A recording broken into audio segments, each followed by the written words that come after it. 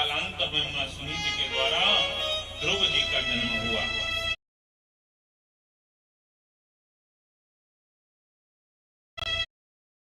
और उसके बाद माता सुरुचि के द्वारा भी पुत्र का जन्म हुआ जिसका नाम है उत्तम। एक ध्रुव है तो एक उत्तम है। रखोगे। भागवत की कथा के अनुसार एक दिन क्या होता है, एकदा सुरुचे पुत्र मंकमारोप्य लालयन् उत्तमं नारुरुक्षन्तम् ध्रुवं राजाभ्यनंदत। ध्रुव बच्चों के साथ खेलता है, उसे ज्ञान ही नहीं है कि कौन हमारे पिताजी हैं, ये भवन हमारे पिताजी का ही है, राजा हमारे पिता ही हैं। बालक लोग कहते हैं ये देखो हमारे पिताजी हमारे लिए वस्त्र लेकर के आए, हमारे पिताजी हमको ये प्यार करते हैं। सब अपने अपने पिताजी के बारे में कहते। ध्रुव जी से पूछा बेटा तुम्हारे पिताजी कौन? ध्रुव ध्रुव तो बड़े चक्कर में है। अपनी मैया के पास आए, मैया पहले ये बताओ हमारा पिता कौन है? मैया कौन पिता कौन भैया, मैया कौन पिता कौन भैया, मैया कौन पिता कौन भैया, मैया कौन पिता कौन भैया। पिता तुम्हारे राजेश्वर है और उत्तम है भैया। पिता तुम्हारे राजेश्वर है और उत्तम है भैया। राजभवन है धाम तुम्हारा, राजभवन है धाम तुम्हारा। बोली ध्रुव की मैया, मैया कौन पिता कौन भैया, मैया कौन पिता कौन भैया।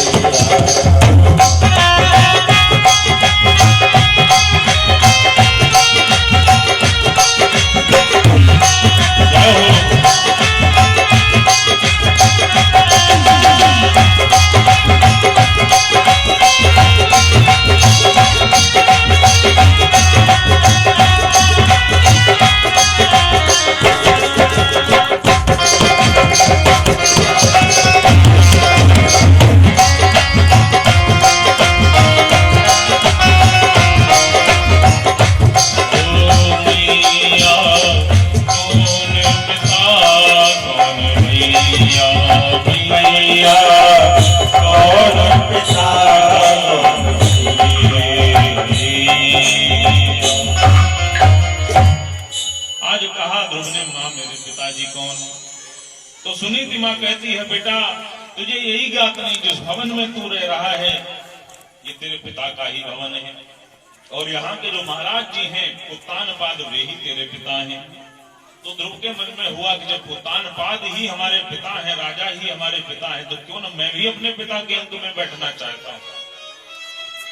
तो क्या करता है बालक, एकदा सुरुचे पुत्र अंकमारोप्य लालयन्।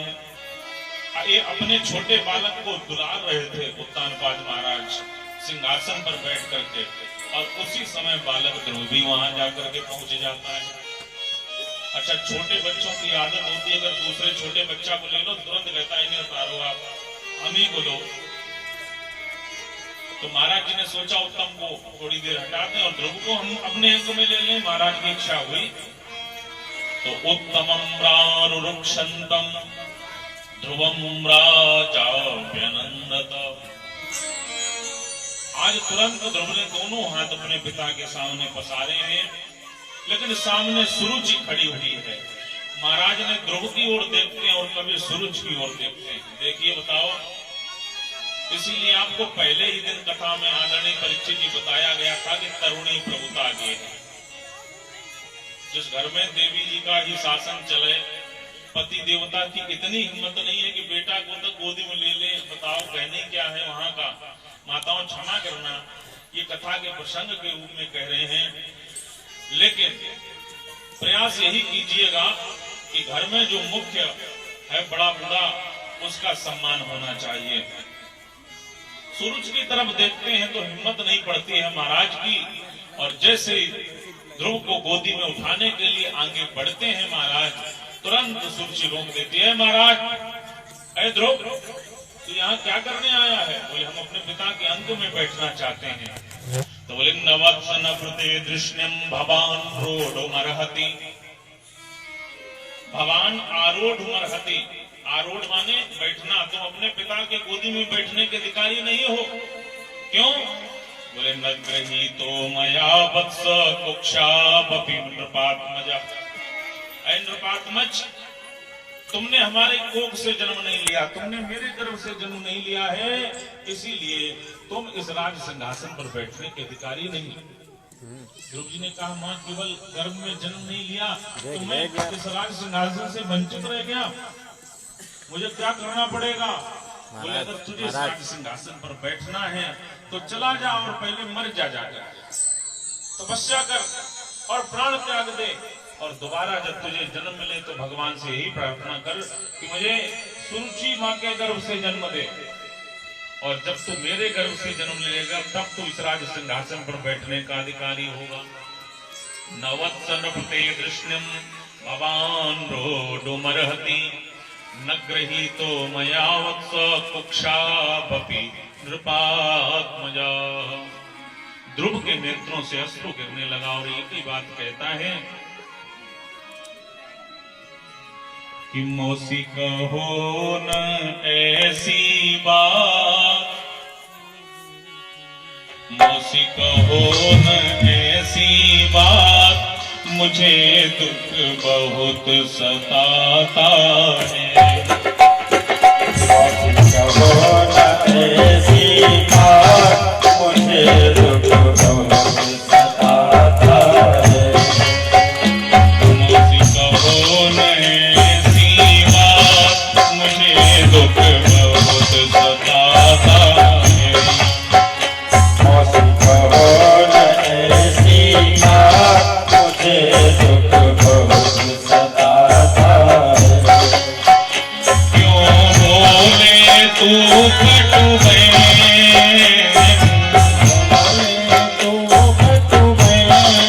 मुझसे सुना न जाता है।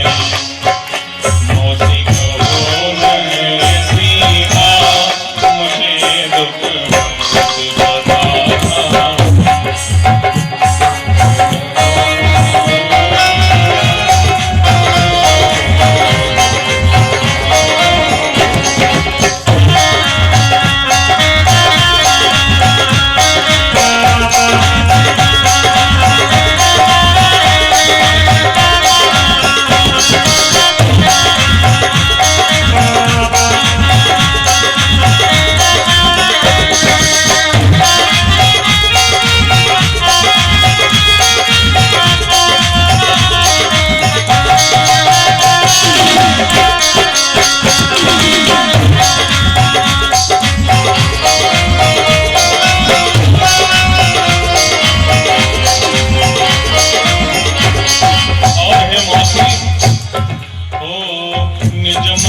तो पास में रहता था, निज माँ तो पास में रहता था, दुख मान हानि सब सहता था, दुख मान हानि सब सहता था। मैंने जब पिता के बारे में पूछा, मैंने जब पिता के बारे में पूछा, मैया ने पता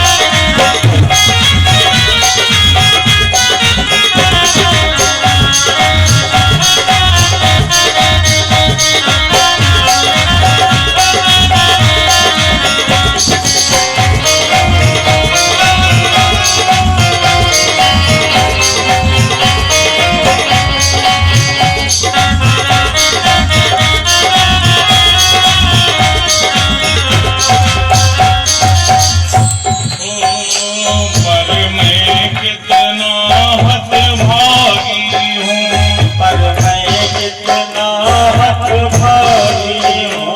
मुझे पिता का सुख भी मिला नहीं, मुझे पिता का सुख भी मिला नहीं। मौसी के तीखे बचनों से, मौसी के तीखे बचनों से ये द्रवित हृदय भी जला नहीं, ये द्रवित हृदय भी जला नहीं। मैंने क्या अपराध किया, मुझे दुख बहुत सताता है। मैंने क्या अपराध किया, मुझे दुख सताता है।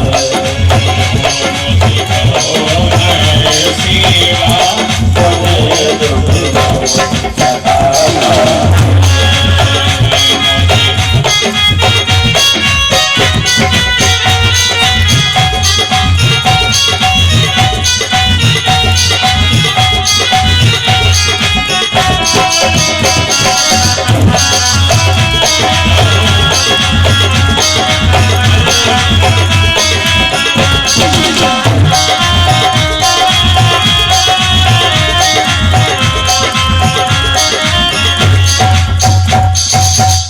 आज ध्रुव रोता हुआ अपनी माता के पास जाता है और कैसे रो रहा है देखिएगा भागवत जी का श्लोक। दीर्घम स्वसंती ब्रजनस्य पारम, बड़ी बड़ी सांसें लेता है। कोई छोटा बच्चा जब रोने लग जाता है और उसको दुख होता है तो जोर जोर से श्वास लेता है। दीर्घम स्वसंती ब्रजनस्य पारम, अपश्यति बालक माहवाला।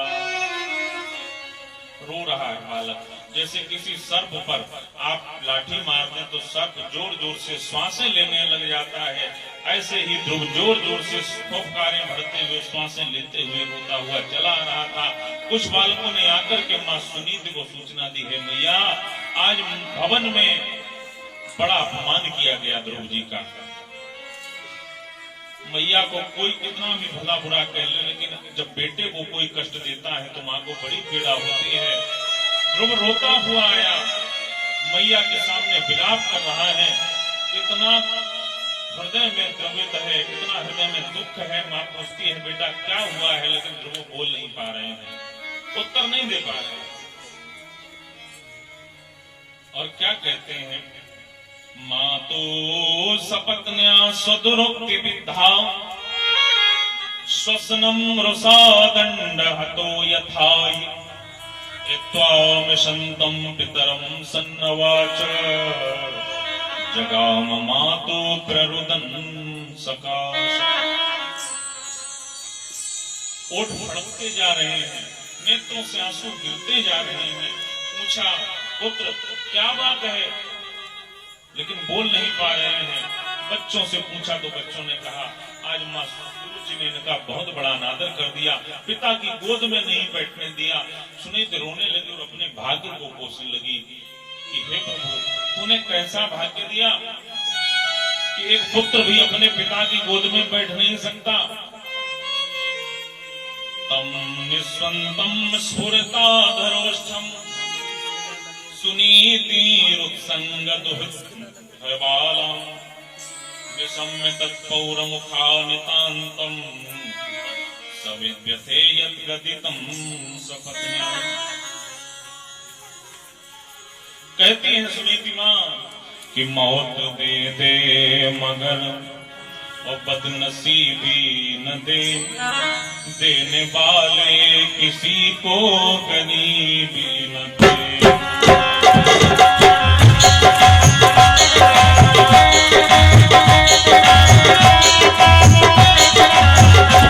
मौत दे दे मगर बदनसीबी न दे,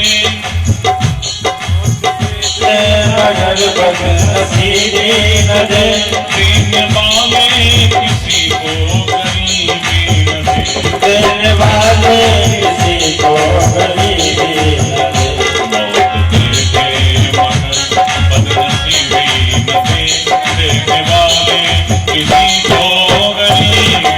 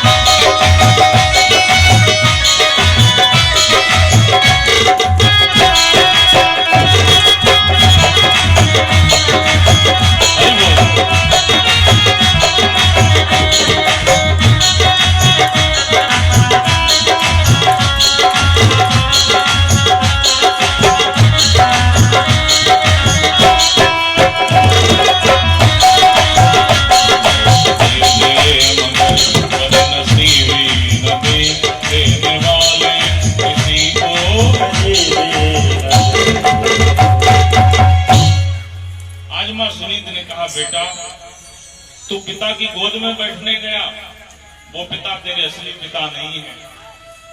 मैंने झूठ बोला था तुझसे कि वो पिता है तेरे, वो पिता तेरे असली पिता नहीं। पितृ बोला मेरे असली पिता कौन है? बोले जो जगत का पिता है वही तेरा असली पिता है। जो यहाँ का पिता है वो केवल इसी जन्म का पिता है, और जो संसार का जगत का पिता है वो हर जन्म में तुझे मिलेगा। इसलिए जो तुझे हर जन्म मिलेगा उसी को तो पिता मानना पड़ेगा। इसलिए तू उन्हीं को पिता मान जो तुझे हर जन्म में मिलेगा। बेटा ध्रुव ने पूछा, माँ वो जगत पिता मुझे मिलेगा कहाँ, कैसे प्राप्त होता है? तो माँ सुनीति कहती है, पुत्र उस पिता को पाने के लिए कठोर तप करना पड़ता है। अगर उस पिता को पाना है तो बड़े बड़े महात्मा गण जाकर के जंगल में घर परिवार को छोड़ करके तपस्या करते हैं और तब जाकर के उसकी छवि को पाते हैं। ध्रुव जी ने कहा, माँ तो तेरा बेटा उस जगत पिता के पास अवश्य जाएगा। माँ सुनीत ने बेटा को हृदय से लगा लिया। बेटा क्या कहते हो? क्या आप इतनी छोटी अवस्था में उस परमात्मा को प्राप्त करना चाहते हो? अरे जीवन निकल जाता है फिर भी भगवान मिलते नहीं, और तुम अभी बालपन है तुम्हारा, तुम अभी क्या जानो भगवान को पाना, तुम नहीं पा सकते, और मैं ही तुम ही हमारे सहारा हो। बेटा यहाँ पर मेरा सम्मान करने वाला कोई नहीं, तुम्हें देख करके ही तो मैं जीती हूँ पुत्र, और तुम भी चले जाओगे तो मैं किसके सहारे रहूंगी? ध्रुव जी ने अपने मन में ठान लिया था कि मुझे भगवान को पाना ही है। जानते थे कि माता मुझे राज्य में तो जाने नहीं देगी, इसलिए रात्रि के समय जब मैया सहन करती है, सो जाती है, रात्रि में उठे हैं ध्रुव जी और आज भगवान को पाने के लिए निकल जाते हैं। भक्तजनों, कल भी मैंने कथा में कहा था कि भगवान के भजन के लिए जाना है तो चुपचाप निकल जाइए। देखो जिन भक्तों ने कथा सुनी है वो सब कह रहे हैं हाँ कहा था। हम प्रत्येक दिन की कथा को जोड़ करके चलते हैं, हमें स्मरण रहती है कि मैंने कथा में कल क्या क्या बोला है, तो आप लोगों को भी स्मरण होना चाहिए। ध्रुव जी अगर सबको बता के जाते कि नहीं हम तो भगवान को पाने जा रहे हैं, तो कभी जा पाते? नहीं जा पाते। शांत रात्रि के अंधकार में चुपचाप निकल गए। यहाँ जग जामिनी जागत जोगी, परमारथी प्रपंच वियोगी। जो भगवान का भजन करते हैं वो शांत भाव से रात्रि में भजन करते हैं। ध्रुव जी जाते हैं, देखा द्वारपालों ने कि बेटा कहीं जा रहा है। पूछा बेटा कहाँ जा रहे हो? बोले हम भगवान को पाने जा रहे हैं। रात्र में ही महाराज उत्तानपाद को सूचना दी, महाराज आपका 5 वर्ष का बालक भगवान को पाने जा रहा है, क्या कर रहे हैं आप? उत्तानपाद ने कहा जाओ कह दो जाकर के जितना भोजन तुम्हें दिया जाता था उसका 2 गुना दिया जाएगा। द्वारपालों ने आकर के कहा ध्रुव जी वापस लौट चलो, तुम्हारे पिताजी ने दूना अनाज देने को कहा है। ध्रुव जी ने कहा अब तो जरूर जाएंगे, अभी तो दरवाजे के बाहर ही पैर रखा है, तुरंत दूना फायदा। कह दो जाकर के पिताजी से मुझे कुछ अन्न धन की आवश्यकता नहीं, मैं तो भगवान को पाकर के ही रहूंगा। बोले महाराज वो तो आने को राजी नहीं हो रहा है। वो लोग कह दो जाकर के कि तुम्हें हम अलग भवन दे देंगे लेकिन तुम यहाँ आकर के रुको। फिर कहा बेटा तुम्हारे पिता ने कहा है कि तुम्हारी मैया के लिए अलग भवन की व्यवस्था हो जाएगी, तुम वापस लौट आओ। गुरु जी ने कहा 4 कदम भी चले तो भवन मिल रहा है, देखो अभी क्या क्या मिलने वाला है। और चलते चले जा रहे हैं ध्रुव जी महाराज। बोले आधा राज्य दे देंगे, कह दो जाकर के। ध्रुव जी ने जाकर के पास बोले सेवक महाराज जी कहते हैं कि हम आपको आधा राज्य दे देंगे, आप वापस लौट चले। ध्रुव जी ने कहा कह दो हमारे पूज्य पिताश्री से कि वो हमें अगर पूरा राज्य भी दे तब भी मैं वापस लौटने वाला नहीं हूँ, अब तो मैं श्री हरि को पा करके ही वापस लौटूंगा। ऐसा दृढ़ संकल्प ध्रुव जी महाराज का है। और वास्तव में संकल्प ध्रुव का ही होता है। नाम भी अच्छा है, पहले जैसे नाम होते थे वैसे ही गुण होते थे। आजकल नाम कुछ और है और गुण कुछ और। जैसे किसी का नाम है जितेंद्र, तो जितेंद्र का अर्थ क्या हुआ? जिसने अपनी इंद्रियों पर विजय प्राप्त कर ली हो, इंद्रियों को जिसने जीत रखा हुआ ही तो जितेंद्र है। और जिसका रसगुल्ला खाने पर मन करे वो जितेंद्र थोड़े है।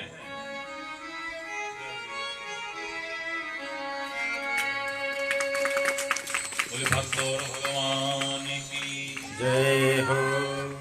तो ध्रुव जी महाराज चले जाते हैं।